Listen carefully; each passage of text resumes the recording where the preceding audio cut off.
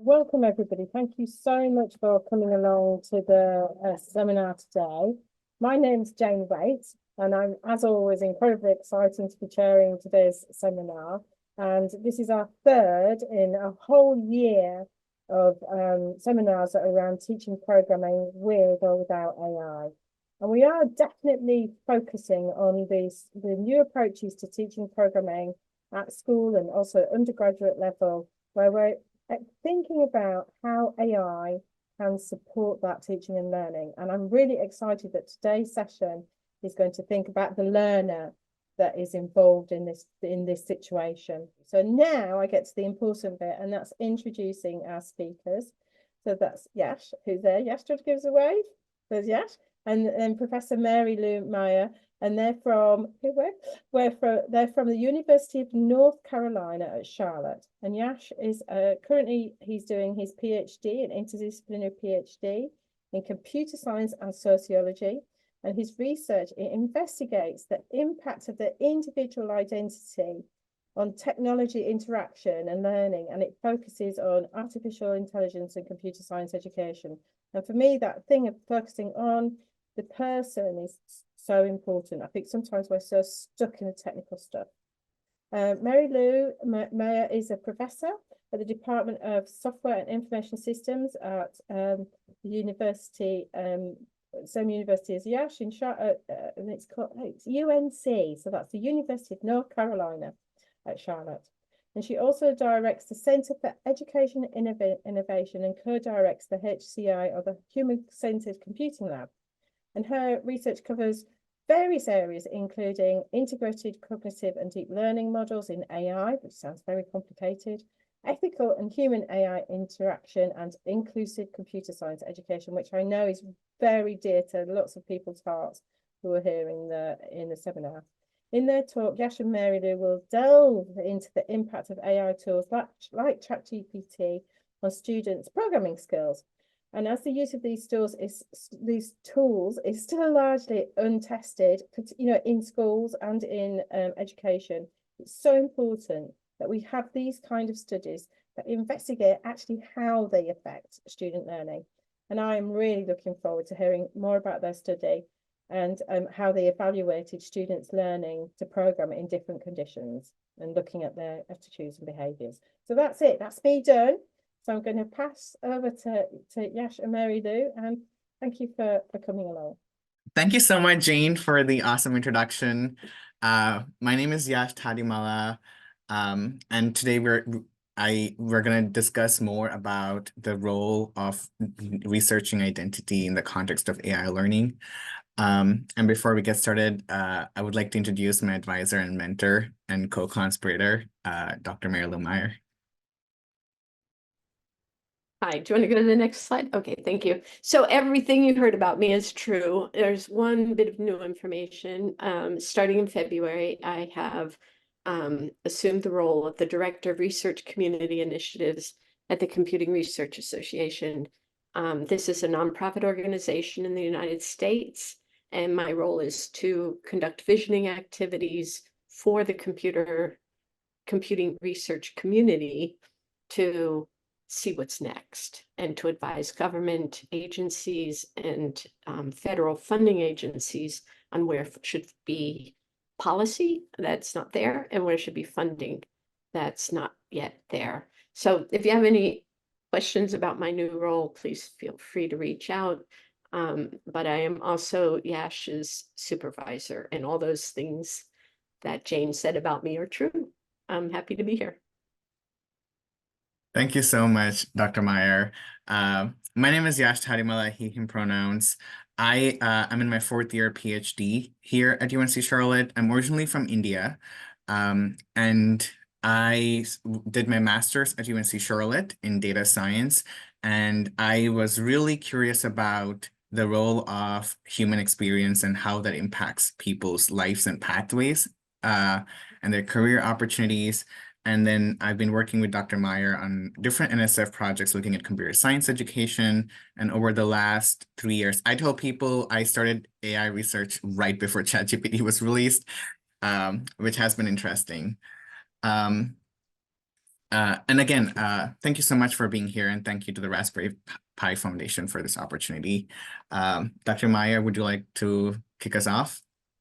Sure. So we're going to be talking about the phenomenon of AI-assisted programming. It's been around for a while, but as you can see from the news and how universities are reacting to the release of ChatGPT, that it's almost bipolar. You know, there's doom and gloom that if we let students use this, they're not going to learn anything. There's also doom and gloom that in the profession, it's going to be the end of programming.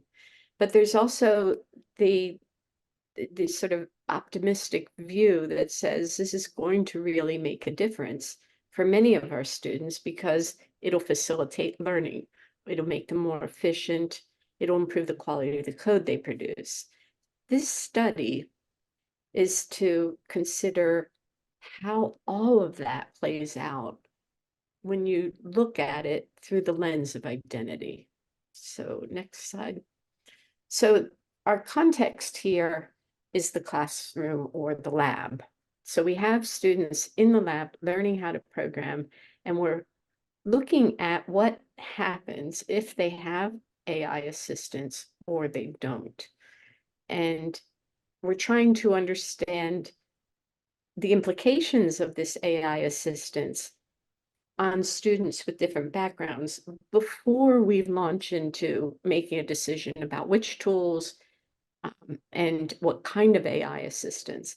In order to do that, we're looking at two different types of AI. ChatGPT is the conversational AI, and Copilot is that autocomplete kind of AI.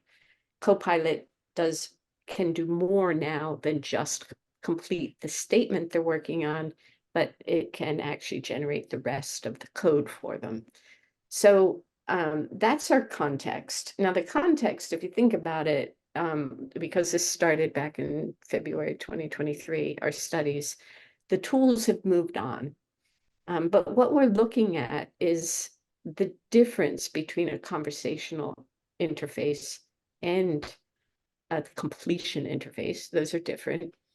And no AI. So I think the fact that the tools are moving on, the paradigms haven't. And so what we're talking about is relevant. Next slide.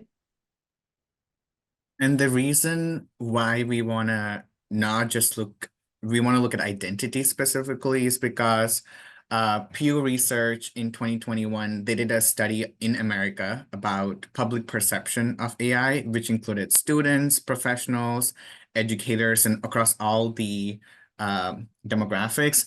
And it was interesting because the way they structured the article, after the first few paragraphs, they started using identity of their respondents and survey participants to break down the different perceptions and thoughts. And the one on the left side specifically was about which percentage of US adults said that their experiences and views were being taken into account when AI programs were being designed. And you can see clearly there's a very clear difference between men, women, people who identified as white, Asian, Black, and Hispanic in terms of who felt represented and who did not. And on the right side is another section of the survey, which was about percentage of adults that said they were very or somewhat concerned that artificial intelligence could do something. And one of the somethings was perform repetitive workplace tasks. And often we train our computer science students to become coders and software engineers, and coding is a repetitive task that they engage in. And obviously this survey did not go there, but you can again see here that the identity of the respondents had an impact on how much they were concerned. And obviously this again, those two examples were about how they felt represented and how much concerned they were, and they're connected. The AI ecosystem and is something that me and Dr. Maher, we are presenting it in a couple of weeks actually at AAAI Spring Symposium at Stanford. And this was a way for us to capture and understand the AI landscape in terms of who is creating it and who are the people, how are people being impacted by that? And we have 4 layers, which are the layer 1, which is the creators, and all the people that impact AI identity in the sense of what is the identity of the creators, the engineers, open source projects, government and public policy institutions, students, higher education institutions, and researchers. And the second layer is the layer of the more technical layer of AI, actual coding and implementation in terms of recommender systems, chatbots, computer vision applications, obviously generative models, and domain-specific applications. But in the technical layer is where you have the intentions and the goals of the creators realized in terms of trying to achieve them. But where the public interact with the technical layer is they see the implementation, they perceive the implementation, and that's where we have a socio-technical layer called frameworks and models of people's perceptions, which are often trustworthy AI, explainable AI, ethical AI, equitable AI, or human-centered AI. These are things or characteristics attributed to AI as a technology based on the perception. And a combination of all these show up in various applications, whether it be creativity fields, social cultural impact, accessibility, personification of AI, and we think in programming. Also, we see this impact. And so what we wanted to start with, now that we've talked about the importance of perception, and this relates to you as well, before you even talk about AI in your classroom or in the workplace, perception is already there. They've been reading the news stories, they've been interacting with it on their own. So we wanted to state some assumptions here. That first of all, if we want to change this perception of AI to be more about the benefits while we mediate the potential unintended or negative consequences, we need more diversity. To increase the diversity in AI creators, we actually need more diversity of the people who are in AI education. And that means that they choose AI is how it works now, because you choose it in college. Until it's actually fully implemented as AI for all from K to 16, it's only those who choose AI. So the final assumption is that if we can understand the impact of student identity, then we can begin to understand how we can increase the diversity of people who choose AI. So we have established some research questions. Does student identity affect whether those students want to use AI, whether they use AI effectively, and whether they can learn while using AI? And I just wanted to say that many times you'll see studies about this where they will put all people in one category, and they'll provide the analysis of the data as if everybody was a participant in the study. And what we want to do is see whether identity makes a difference. So we dove into those questions and came up with 2 hypotheses. One hypothesis is that student identity has an impact on the way students interact with AI tools, for example, with ChatGPT and Copilot. And the second hypothesis is that it has an impact on student perception of using AI as a tool for learning. Do they think it helped them? Do they think it's cheating? So we wanted to look both at their actual behavior. How do they interact? Does identity affect that? And then we wanted to ask them and get their perceptions about what they thought about that. Next.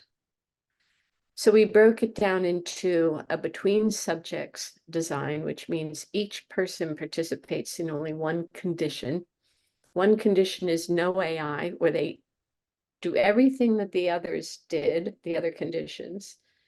And their questions at the end in the interview are about their perception of if they had AI. So it's hypothetical. And then there's a condition where they interact with ChatGPT, and then we ask the interview questions, and then The third condition is GitHub Copilot, which is that auto-completion type of AI. Next slide.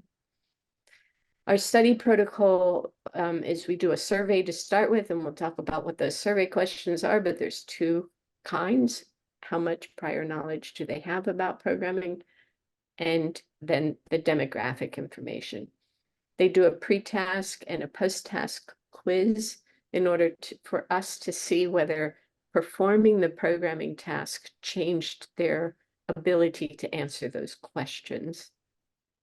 The programming task, we can observe their behavior and performance and comprehension in the different conditions. And then finally, we do an interview, and that's to get that perception part of the data. Next slide. First, when we were trying to sample the population of students that we would want to invite for the survey, we tried to do a stratified sampling. And we also, the inclusion criteria was that the students had to be either have finished or are currently enrolled in an introductory Java programming course. And the intention behind the stratified sampling was so that we have a representation of different identities in the study, specifically because in the American context, oftentimes students in computer science, introductory computer science courses are disproportionately represented. The pre-survey that we had students fill out even before they came into the study involved questions about knowledge mastery, in the sense on a scale of 1 to 5. We asked them to rate their skills on Java programming in general, on specific concepts like loops, arrays, and things. And we also asked them on a scale of 1 to 5, how much experience they have with using AI tools or using ChatGPT or Copilot specifically. The identity survey, we collected information about, I know in some of you who are joining us across the globe, this might not be allowed in your country because of rules, but also we were very sensitive and we followed the IRB protocols, which is the institutional research process at our institution and often exists in America, to get approval to collect this information and how we're going to store it, how we're going to analyze it, and how we're going to process it. And as you can see, we collected information about characteristics such as gender, age, race, and ethnicity, and socioeconomic status through constructs of first-generation status. And first-generation status is defined as this is the student identifies as being the first to be in college, or they're about to graduate from the college in their family. And we also collected information about disability status, sexuality, and about the community that were formative for their background in terms of urban, rural, and living near a large city. And as you can see, when you collect information at that granular level and break it down, there might be less number of individuals in each combination, but it still provides a very rich source of data to understand the varied experiences. The pre and post quiz that we had the students do before they actually performed the task, which was doing the coding activity, involved 5 questions of different levels of understanding of the conceptual concepts of Java programming about loops and arrays. And the task itself had 3 levels: an easy question, a medium, and a hard question. The easy question was about finding the average of an array. The medium question was about finding the reverse of a Java long variable. And the hard question was printing out a Pascal triangle of size n. And most of our students said they've never done the third type of question in their programming courses. So that was interesting for us too. And participants immediately got feedback, and they did this in coding rooms. So they had a compiler which gave them feedback, and depending on the condition, they had ChatGPT open in another tab or Copilot added to their coding rooms. And the post-task interview had questions about whether the activity helped them, whether AI was helpful, how did they feel, and if they thought it was cheating or not, why not? And we had some follow-up questions, and we asked them how confident they felt, their self-efficacy, and whether they felt they could be successful in this degree after this experience, and if they had any concerns. So now we're going to just show you some of our preliminary studies discoveries. Next. So the data we collected during the programming task was the observation of their behavior. So we could actually see the way they prompted the AI, and we could see the response, and then we could see what they did with it. Next. So after we collected this information through the screen recording and we coded it down, we wrote down the time intervals for everything, and we observed that they were certain types of interactions and behaviors that came from a student using AI tools. And based on specifically the way they were prompting the AI and getting responses, they were having conceptual questions, which were more about Java concepts, and they were asking specific theoretical questions and implementation of code when the students would directly copy paste the code from the question, or they would copy paste parts of the code and ask the AI to give them what the next line would be in the code. And then debugging, which was where they would take the compiler error that they would get or runtime error and then copy paste that into the AI tool.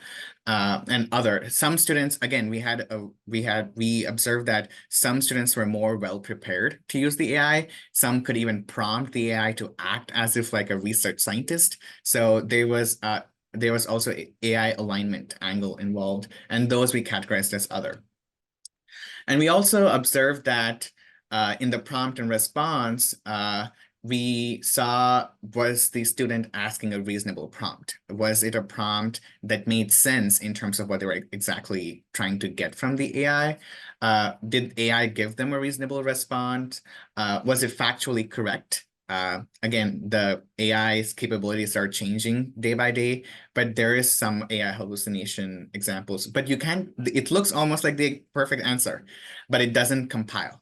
And then whether the response they got was helpful, did it continue the conversation? And we also compared it with the response a human TA would give them. And we looked at three students who did the ChatGPT study in the first pilot study, and we observed that oftentimes they gave a reasonable prompt, and they got a reasonable response, but the factual correctness of the response, it was not in a way that they could copy paste it into the compiler and run it. But again, this has changed in the last 1 year. Like today, the model is much more fine-tuned. And we also saw that most of the students spent more time asking questions about the code than asking questions about the conceptual theory or the knowledge about the topic or the question, similarly with debugging and other. We also saw that often ChatGPT was very helpful and gave more information than the student asked in terms of in terms of answering the question or the prompt. And inherently, it would not continue the conversation in the sense unless it was prompted beforehand in a certain way to do a stochastic process or act like my mentor or teacher, it would not continue the conversation. But in some cases, it would be like, you should also look up this topic before you go ahead and answer. And that was interesting. And when we were comparing it with the human TA was better than the AI tool, but the AI tool was more often consistent in the quality of the response that it was giving to the student.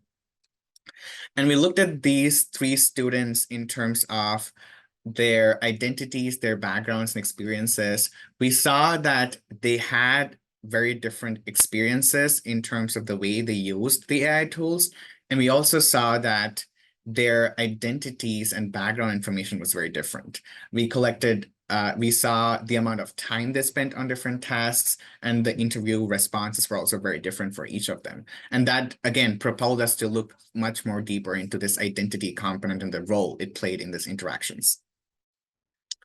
So we did a follow-up study with 25 students in the ChatGPT condition and Copilot condition, and we saw that along with the themes of the way they were interacting with the AI tools, we also saw that there were certain behaviors that were emerging in terms of the personality of the student or the way they approach the task. Some were very confident, some were cautious, some would be curious about how the AI can help them, and some were frustrated with the kind of responses they were getting and irrelevant of the type of prompt they were giving to the AI. And we plan to analyze the data from these 25 students more. Today, for this portion of the presentation where we're going to focus more on identity, we're going to look at data from a study that we did this spring with 50 students who were only in a ChatGPT condition. And we had them do the identity survey. They did the pre and post task, the programming task. And instead of an interview with these 50 students, we had them do a reflective survey for the same amount of time, 30 to 35 minutes, and the same questions with follow-ups. But this time they were sitting and writing it out instead of speaking to a researcher.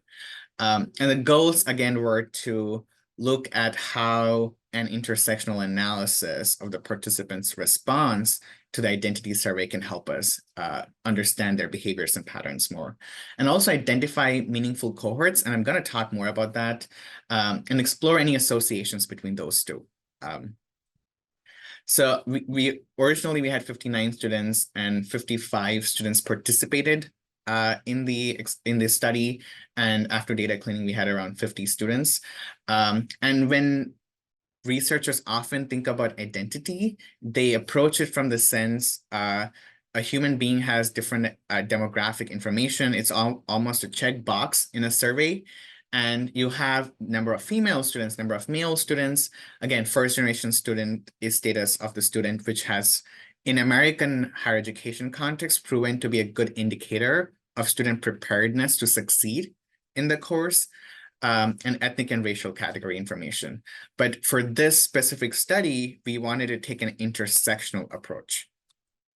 What is intersectionality?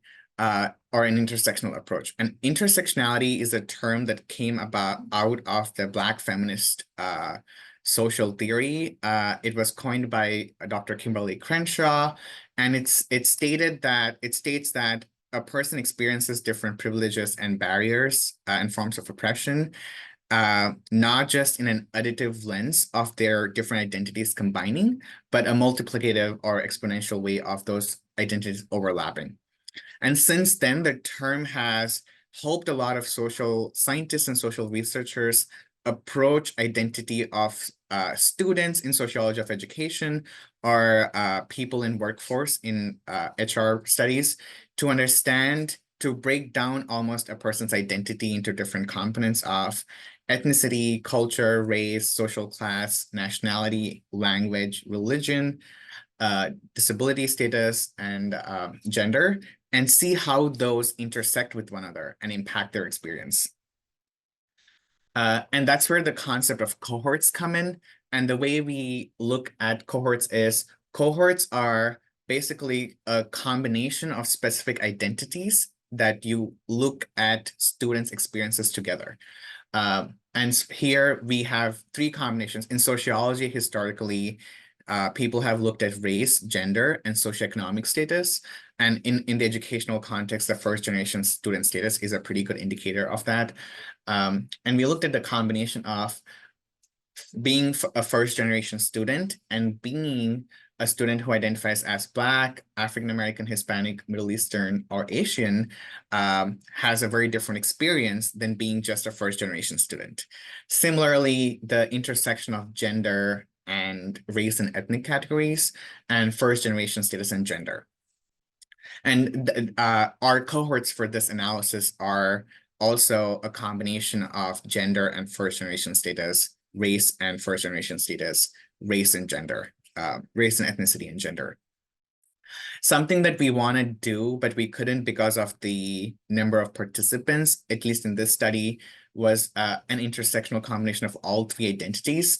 This is a way you can visualize that in terms of how many students identify as first generation or not. And within those categories, the gender categories of male, female, and non-binary and students who prefer not to say, and across the identities of race and ethnicity. And again, when you break down the data in this particular way, you can see that it's really hard to get statistical significance in your analysis of the data. But that's where the qualitative lens adds a lot of value, and we need that lens and perspective.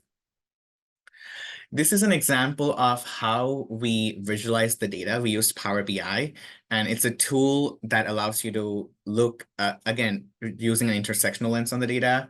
We had the data of information of the students rating themselves on a scale of 1 to 5, and you could click on whether they were first generation status and see how their responses were. Their specific identity groups in race and ethnicity, their gender identity, and even a combination. Again, because of time, I'm gonna go to the next slide, but we can come back and visit this tool and see live if you have any questions and look at the data later on. What we observed, I'm gonna now approach the analysis in terms of hypothesis 1 and hypothesis 2 that we had. In terms of whether student identity has an impact on the way students learned, we observed that so students did, on a scale of 1 to 5, they rated themselves before the task in the pre-survey. And in the interview, we asked them a question on a scale of 1 to 5, how would you rate your programming skills? And we also we analyzed the data from their coding room's task performance on a scale of 1 to 5. Something that was interesting was that the students who are from the cohort of first generation and female, and the cohort of first generation and underrepresented minority, in the American context, underrepresented minority is a combination of the racial categories of Black African American, Hispanic, Asian, Indigenous students, and Native American students. We saw that the students who identified with these cohorts often had a lower perception of their own knowledge and understanding of the concept, but we also saw they had a large jump in their self-confidence from just doing the activity itself or using an AI tool to achieve this task or do coding. And that was from one intervention of just using AI tool to do this task and this programming task. We also observed that here, if there's 4 categories in each of these cohorts, and these are 4 cohorts here. The first cohort is students who identified as white and female. The cohort on the left bottom side is students who identified as white and male. And on the right side is students who identified as first gen and female, and students who identified as first gen and underrepresented. Again, the numbers are really small here. We have 7 students to 16 students in some of these cohorts. But what was interesting was that when they used the AI tool during the task itself, we saw that there was an increase in the conceptual understanding of the concepts of loops, arrays in Java from the pre-task quiz to the post-task quiz. And we saw that when you looked at this cohort analysis, this jump was much higher in students who identified as first generation and female, first generation underrepresented students, compared to if you did an analysis of all the students together. We also observed that the scores of these students were different between different cohorts, and that literature already explores that, but it is interesting to see not just the difference between identities independently, but in terms of intersectional groups. So what we are planning to do now is kind of take this information of this cohort analysis approach and we've defined these cohorts and see if those cohorts can be used to also understand if there's differences in how the students interact with the AI tools and their prompts and responses.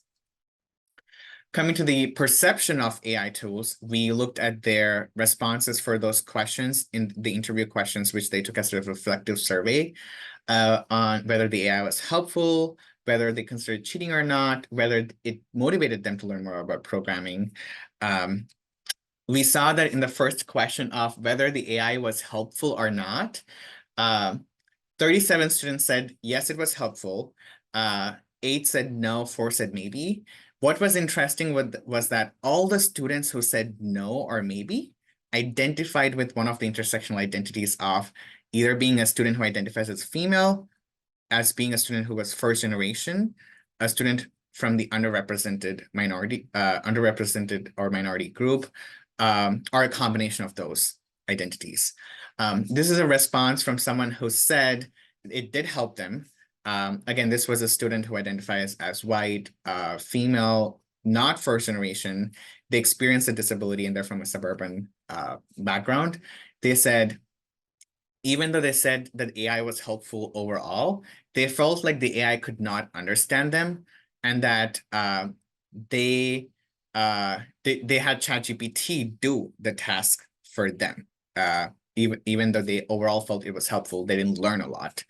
And it was interesting that this student specifically said, I did not give it the chance to really teach me. So there's some sort of agency that they perceive themselves to have, and they felt they got a lot of information from the AI tool, but it was challenging to get the right information that they needed. But they said overall it helped them, and it helped them learn concepts. And this is a student that has used AI tools before. They've used it extensively to learn data structures in a previous course.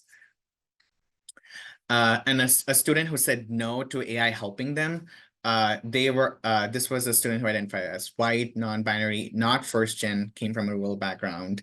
They said, I have used AI for learning before, but I'm not a fan of it. And they like to learn on their own. And if I'm going to double check for all the answers anyways, why not do it on my own? Why do I need AI? Was their perception. And one student who said maybe, like they couldn't decide if it was helpful or not, they were touching on the concepts of, it did provide me answers, it did help me understand the prompts, but they felt like the AI helped them achieve the tasks, but their knowledge of Java did not increase. But also, they also felt they had to spend a lot of time on trying to understand how the prompt ChatGPT to give them the answer than trying to spend time learning. But they felt very supported, and they felt the third task was more challenging to get help from the AI. When it came to whether students considered whether it was cheating or not to use AI tools when programming, it was interesting to see almost like a split in the student perception of cheating. Something that was really interesting, and this is within our data set of 50 students. It can't be statistically proven to be significant. But what was interesting was that among the students who said no, all the students who identified from the cohort of female and underrepresented felt that it was not cheating to use AI. But on the other hand, from the students who said, from the students who identified as female and white, except for one student, they all felt it was cheating. Similarly, when it came to students who identified as male and underrepresented, most of them said no, with some saying maybe it was cheating. They were fluctuating, but I think 6 out of the 8 students said they thought it was not cheating. And when it came to students who identified as male and not underrepresented, they all said it was clearly cheating except for one person. And that helps, that I think is an invitation for us to explore if even cheating or using the AI tool is impacted by their perception of AI tools, and that impacts how effectively they can use it. When we asked them the question about, do you feel motivated to continue learning about programming after using the AI tool, 25, almost 50% of the students said yes, with some saying no and maybe. And from the students that said maybe, this was like a common characteristic. This was from a specific student's response who identified as white, male, first generation from a small city / town community.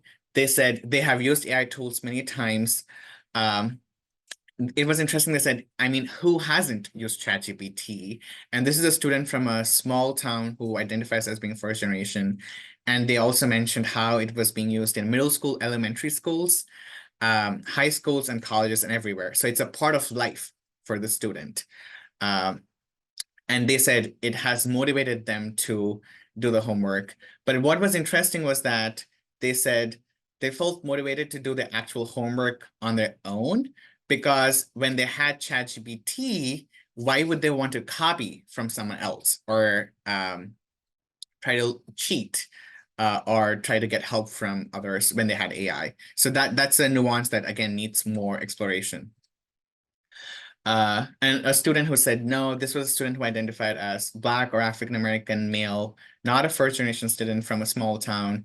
They said they did not feel motivated to use AI they did not feel motivated by AI to learn more about programming. If anything, it made them want to learn less. And what they meant was that if AI is constantly advancing, AI will only get better. And they were alluding to here that at some point, there might not be a need for students to learn coding, is what they were alluding to. And this was someone who rated their, on a scale of 1 to 5, on 2. And when we asked the students how confident they are about succeeding in the degree, it was a more split decision on yes and no. But within the no, or maybe, or people who did not give a conclusive answer, we saw there was a pattern when we asked them to scale their confidence on a scale of 1 to 5, even though they didn't answer the question in a lot of words. For male students, many 30% or many students identified on a scale of 3, 4, with some being in 2 and 5. And here, this is where it becomes really interesting. For students who identified as first generation, more said 2 than on the second half of the scale of 1 to 5. And similarly, with students who identified as female, they also felt they were less confident about succeeding in the program or degree. And when we asked them about if they had concerns about using AI tools in the classroom or professionally, it was also, again, a split. And again, this pattern of split between or polarization is like Mary Lou said, the topic itself is divided, and our students are also divided, because that's what they're hearing, that's what they're consuming, and that's how their perception is being formed. And a student who said they were not concerned, and the reason they were not concerned is because they believed that it would make coding easier, and it would open, and also that it was available 24/7 for them to ask. They did not need to rely on a person, as long as you understand the ethics. So there's this principles of responsible AI, ethical AI, that some students know that others don't, that is also impacting their experience. And this was a student who said, they could not decide if they had concerns. This was a Black African-American student, male, not a first-gen student, lived in a suburb in a large city. They said, if people were using AI just for getting answers and not actually learning, then that's an issue. But if they do use it to learn, then it's a great tool. So they're kind of split. And a student that said they were concerned, they were talking about unfair bias, the risk of dependence on the tool itself. And this was a student that in another part of the question were saying, I don't want to use AI because it might lower my ability to learn coding in other languages. Again, that is their perception of it. And they were talking about privacy and security and access to AI itself.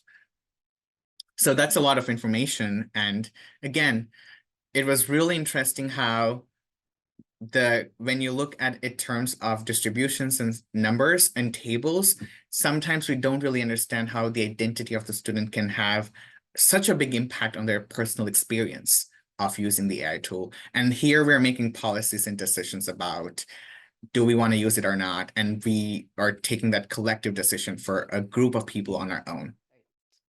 So thanks, Yash, for describing the data, describing some of the trends and observations. But now let's just step back for a minute. There's a lot of data here. We aren't presenting statistically significant data, but we're trying to open up this space and this conversation.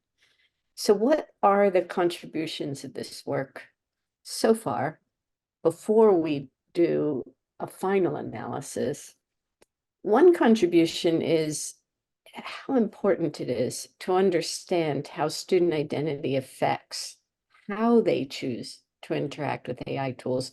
Many times as educators or people in the workplace, we put everybody into a single group and we make a policy decision and we assume it just affects everyone the same way, and it doesn't. The second one, how important it is to understand how identity affects how they even learn with AI tools. The example we saw of one student thought, why should I learn how to code? It's going to be obsolete anyway. That's important to know. One student said, everybody's using it.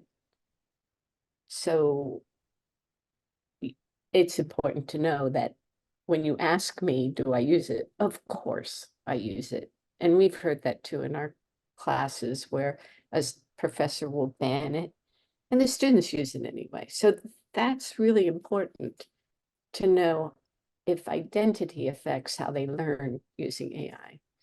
And then the perception of AI tools. Now we see in the news reports that perception and identity are related to each other with respect to AI.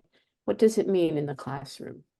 And then the impact of these contributions, we're all making decisions on where AI can be used constructively in courses, where we need to install guardrails. And watching the chat today, we're all commenting and thinking about which AI tools, where do we get this AI tool? What is the landscape of tools for our students? ChatGPT is conversational, Copilot is autocorrect complete. Where should we be with that? With autocomplete, there's no explanation. With conversation, you can probe and get explanation. And finally, the impact, and I think